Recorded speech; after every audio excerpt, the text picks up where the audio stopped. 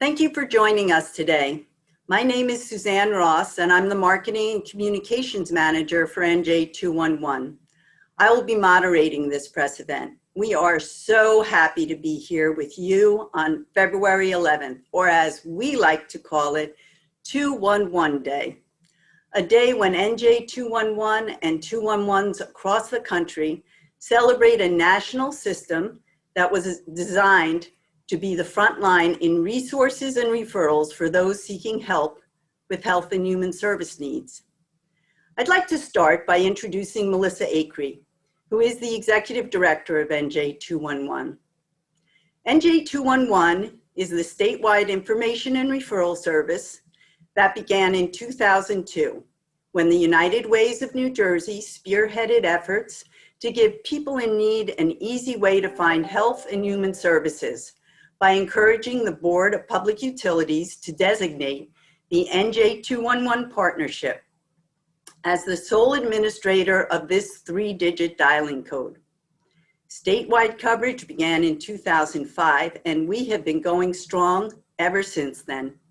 In 2020 alone, NJ211 provided resource assistance to over 1 million people who called 211 or visited our website.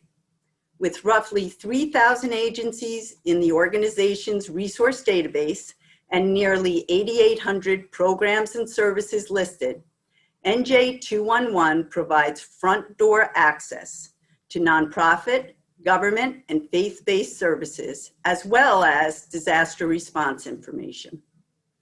The Codey Fund for Mental Health was established in 2012 by Governor Richard and Mary Jo Codey. The organization was founded on the beliefs that access to comprehensive care and quality treatment for individuals with mental illness is a right every human being is entitled to. Mental illness does not discriminate, and Governor Codey knows that all too well. As a New Jersey State Senator since 1982 and having served as New Jersey's acting governor from 2004 to 2006, Governor Codey has long been a champion for families challenged with mental health and addiction issues, from sponsoring key legislation to going undercover in mental health facilities to expose corruption. It gives me great pleasure to introduce you now to the governor, who will be announcing the Codey Fund's exciting new initiative that will launch this spring.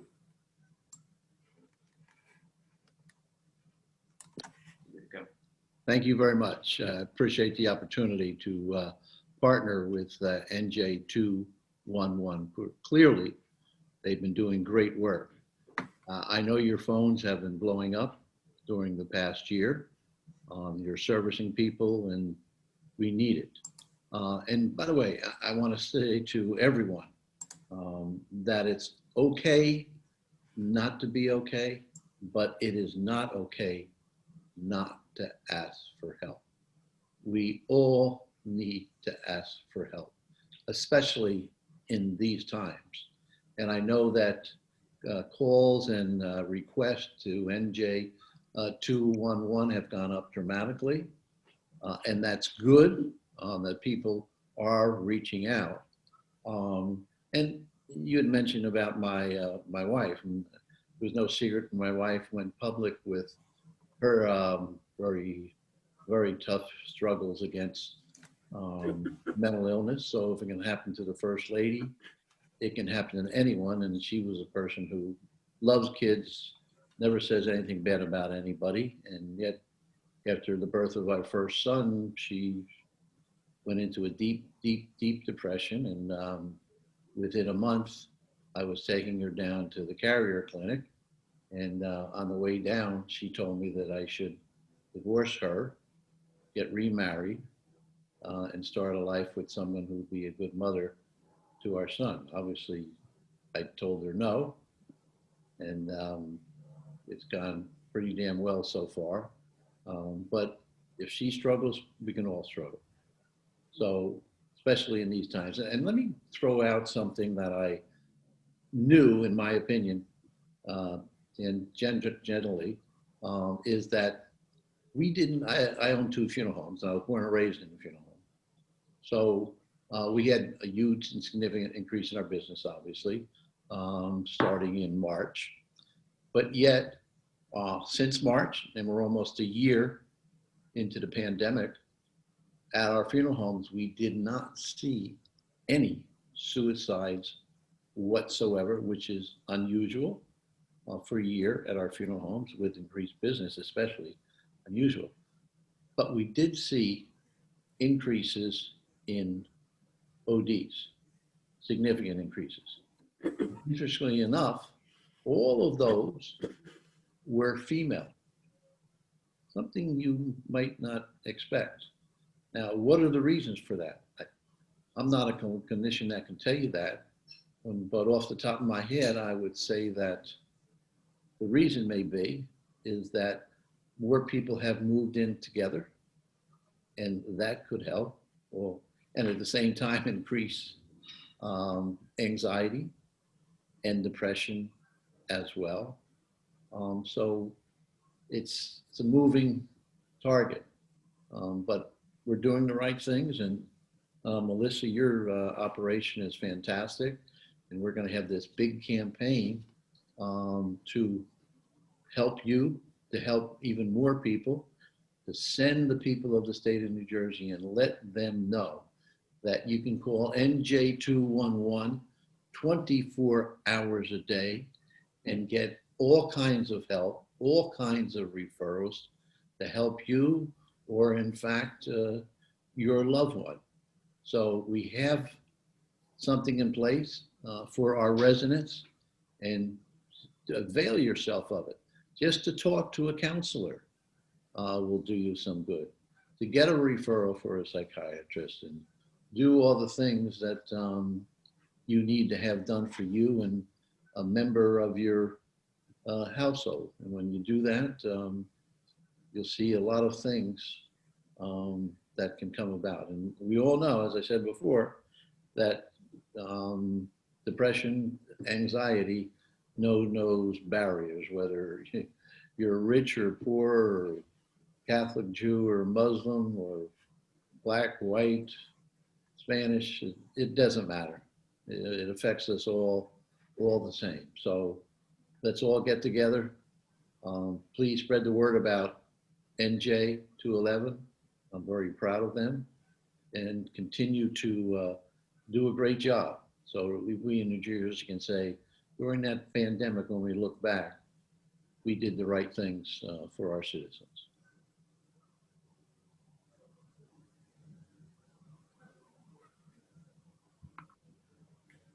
Governor Codey, I just want to thank you on behalf of the entire organization for recognizing the work we do and giving us the opportunity to do it more frequently with more people by promoting 211 as a number that every resident of the state of New Jersey should know about and should use as needed. You know, I look at the poster behind you about the Codey Fund for mental health, changing thinking and changing lives. You know, NJ211 every day is changing lives. As Sue mentioned, 1 million contacts this year. We responded to the COVID pandemic, helping people with all types of needs. And we have seen that people are more isolated, people are more fearful, and the need for mental health resources is greater than ever. Our team is ready to support the needs with live assistance. We are 24/7 every day of the year. Our specialists are ready to help. We also have online resources, a database that also has programs throughout the state. So I just want you to know that we are so thankful and ready to serve the state of New Jersey. And I want everyone to know that the Codey Fund will be shortly going on the air with a PSA, a 30-second PSA, urging people to use your service. So if there are New Jerseyans who don't know about it, hopefully we'll find them and get them help. And it is a significant buy, all right? So we want as many people covered as humanly possible. And that's our goal. That's our desire to help you, help all of us. I neglected to mention that we encourage any press to write their question in the question and answer box, and we'll be happy to recognize you. If you identify yourselves, we'll be able to unmute you so that you'll be able to ask the question yourselves. And while people enter questions, Melissa, I was wondering if you could tell our audience what a person could expect when calling 211. When you call 211, it's those three simple numbers, 211. You will be greeted by a live specialist. We are able to, work with people of all languages, speaking all languages. We have an interpreter service, and as well as our website database translates to over 150 languages. The specialist will find out a little bit about the needs of the individual. If someone with a mental health need expresses that right off the bat, our specialists will assess for safety first and foremost. If the individual is in imminent danger, we will stay on the line with that individual and get the support and assistance of the local police until they arrive there. And then we will follow up with that individual within 24 hours. If it's a situation where the person is safe, but certainly has needs, emotional and mental needs, we can warm transfer to some of the partners in the state who specialize in assisting. So there's the New Jersey Hope Line, there's Rutgers Behavioral Health, Mental Health Association. If it's a child, we're going to look for the Crisis Center that assists children and teens, and we're going to make sure that they get connected. In addition, we can also provide resources for counseling, support groups. So it just really depends on the need. So once we assess the need, we can provide them with direct connection or information that they can follow up on. One of the things that I didn't realize until I started working with 211 is how much time is spent training people to respond with compassion when a person calls. But also, you were talking before we started this press conference about someone who called for help with utility assistance and how that led to another kind of request for assistance. Can you share that with our audience? Sure. So 211 assists with a variety of different needs. We actually serve as the state homeless hotline to assist homeless individuals, and the home energy assistance hotline, as well as the 211 service for health and human service programs. So on the utility assistance hotline or home energy, the individual was sharing difficulties they were having paying their bills, and it escalated to a situation where our specialist thought that there was emotional need, and he suggested connecting to the New Jersey Hope Line, and she agreed, and she said in feedback that Miguel was so helpful, he was so patient, and I feel better now that I called 211. I'm very grateful and thankful that he picked up the phone. God bless. So, sometimes people are not calling us directly saying that I would like, some help, I'm depressed. They're calling us about all other needs that often we find that that's only the tip of the iceberg. Under that iceberg are a variety of other needs that we can assist them with. And sometimes that need is emotional and mental health and support. Can you talk about the kinds of resources that we have in the NJ211 database and how they're maintained? So we are a nonprofit, and as we maintain a statewide resource database of 8,800 programs statewide, and we have a database team that vets every resource that is entered into our database. We are nationally accredited by AIRS, the Alliance for Information and Referral Systems. So we're following best practices in everything that we do, from answering the phone to populating and maintaining the database. What we have in our database are other nonprofit organizations, government programs, and faith-based programs, all of which are either free, low cost, or sliding scale. Thank you. And Governor Codey, how did you get your organization started? I know that you had this traumatic event with your wife that certainly immersed you into this field, but at what point did you decide to start the Codey Fund for Mental Health? Once my wife went public with her story, I mean, we became besieged by people calling us and asking us to help them. So it's not unusual for me to walk in the house at 6:30 or so after a day of work and find somebody in my living room crying. It's semi-normal. And it's very normal that I would get calls from people in all walks of life, every economic status and race and gender. So I'd walk in the house and somebody's in my living room crying. And that's good, because he or she has sought help through us.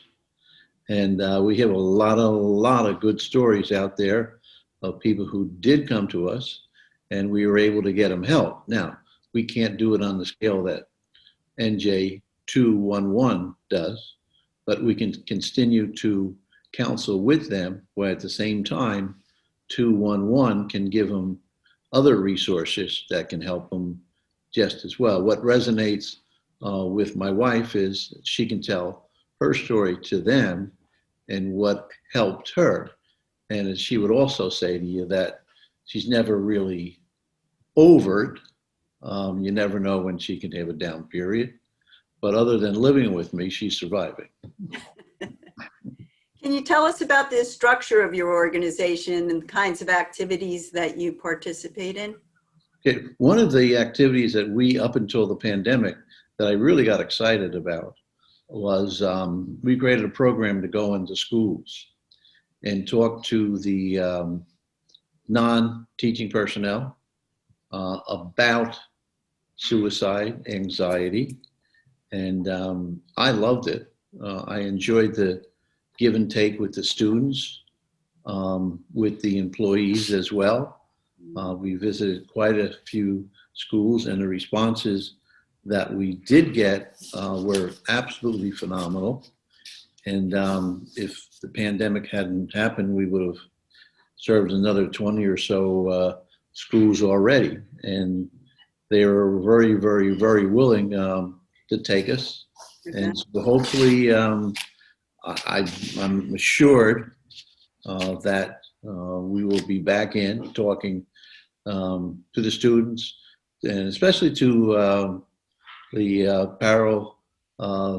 formal, the people who are not necessarily the teachers, but the custodians, the bus drivers, many of whom, by the way, have a better relationship with the students and some teachers because they can't get bad grades from the bus driver or from the security guard.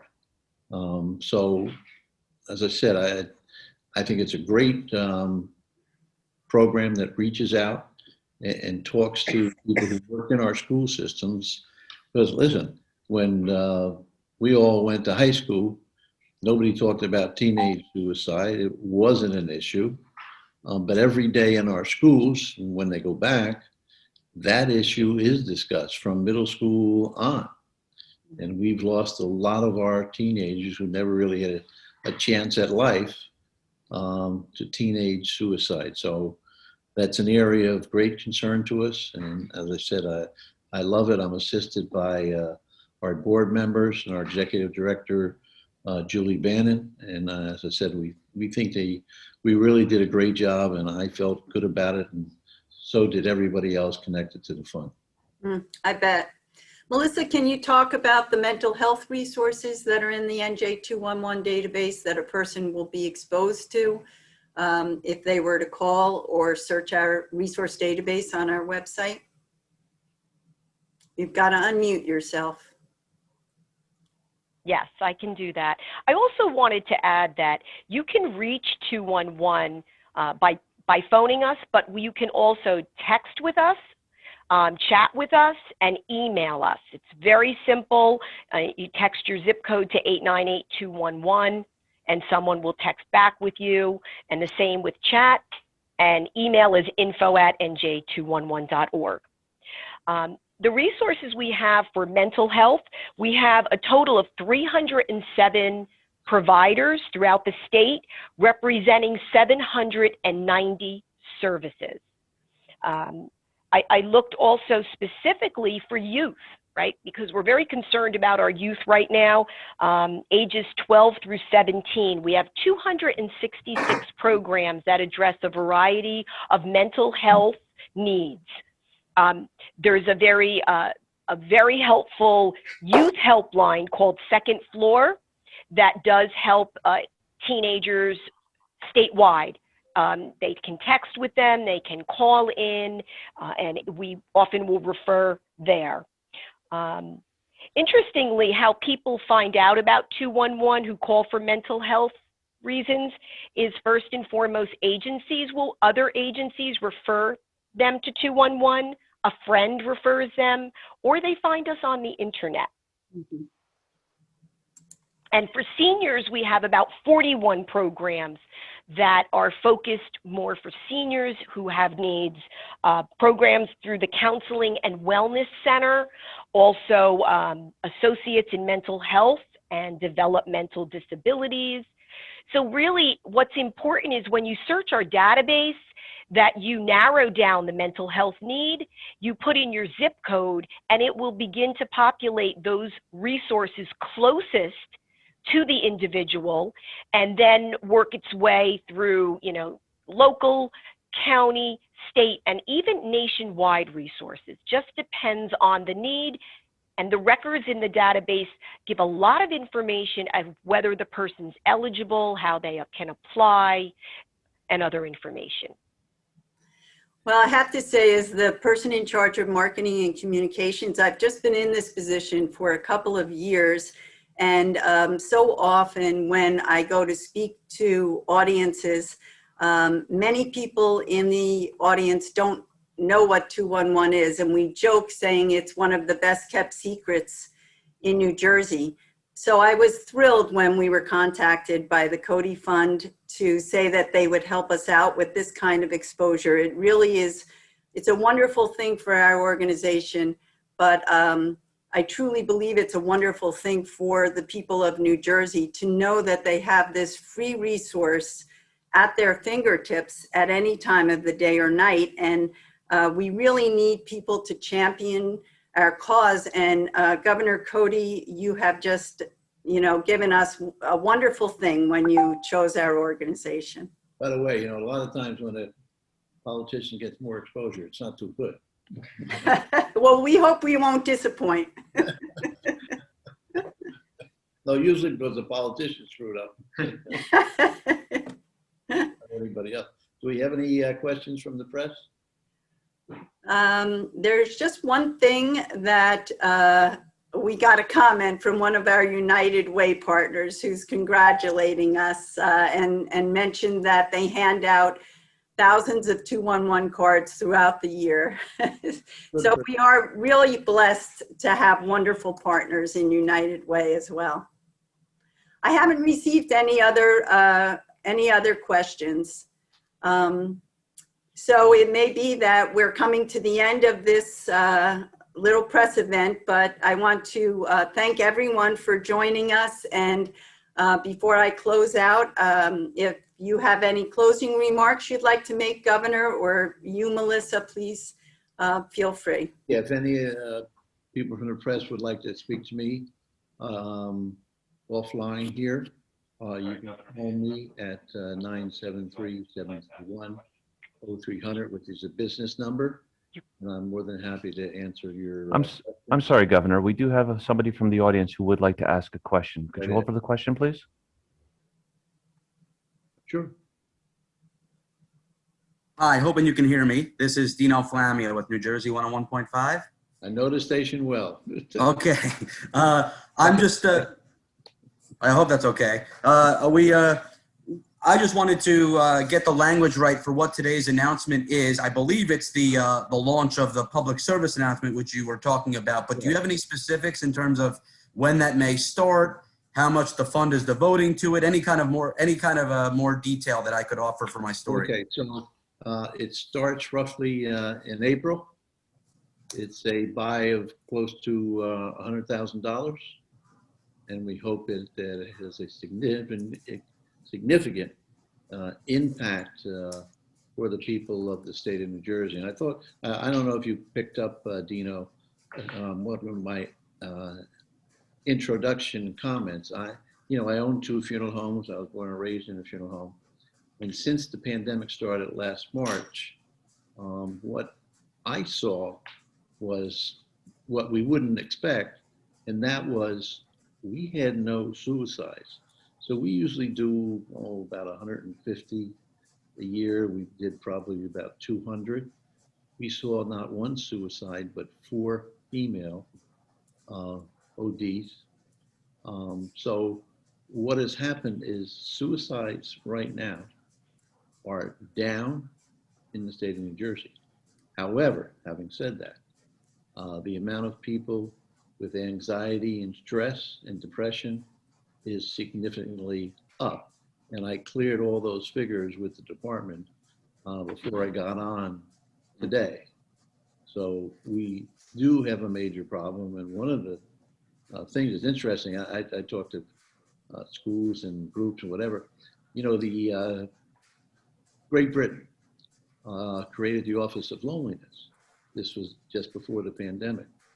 In Sweden, they announced that in that country, for the first time ever, there's over 50% of all households are one person. And I know anecdotally with my sons who are in the millennial generation, they think more than 2 kids is crazy. We had 5, that was probably the average. And the less siblings we have, the less friendships we have. Our young ones are not going to church and synagogue and temple in the numbers that we went. And all of those religious facilities were a source of friendship and entertainment. So we missed that. And that's part of the reason for an increase, especially in our younger generations, of depression. And you think about all the service organizations, the JCs, they don't even exist anymore. The Knights of Columbus all down. The vets organizations way down. I could go on and on and on and on. So we have less activities for people than we ever had before to get together, say hello, form friendships, and keep those friendships. And that is just so vitally important. So just let's keep doing what we're doing, and hopefully this can reach a lot of people and save lives and help lives. We have a question from Kathy Schwiff of New Jersey Hills Media Group.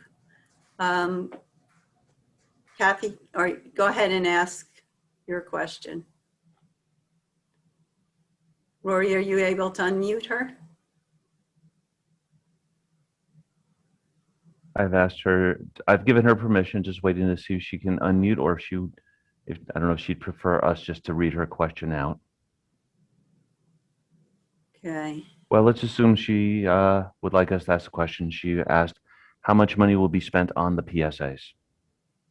Close to $100,000. And that's in a variety of media throughout the state of New Jersey.